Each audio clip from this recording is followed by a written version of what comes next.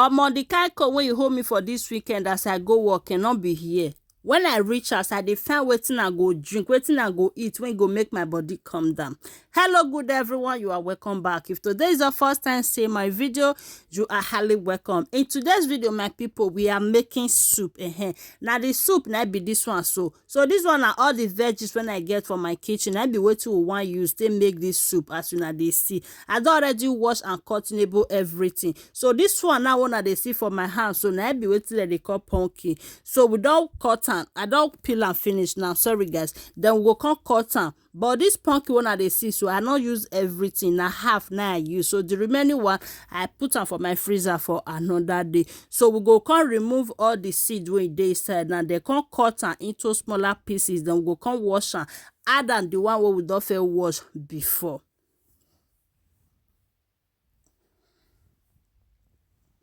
So now we don already cut and wash everything now. So we go come put everything together. Una know so na inside they always dey like small pot to cook, but at the end na she be person wey be say e dey cook many food. So we have to change the pot. Now be wetin happen for there. So I can't change the pot. Then this one now na my olive oil when I get from my kitchen. Then I can't add and then come pour and salt inside. Then we come add am with small black pepper.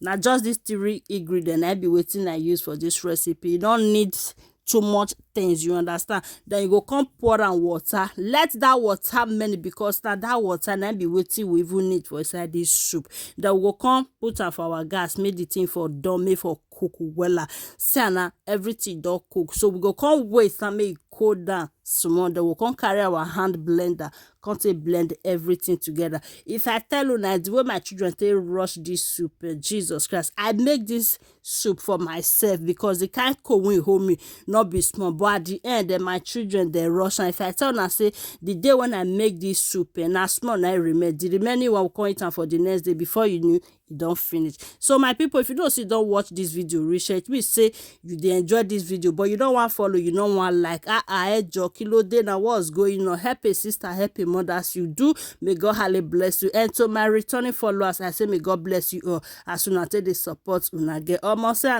my children they don't rock.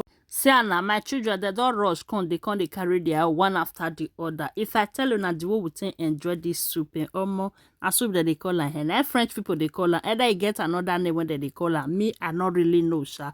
But thank you guys for watching and see you all in my next video. Una bye for now. Enjoy. Will you be giving this a try? If yes, please let me know on the comment section. Thank you.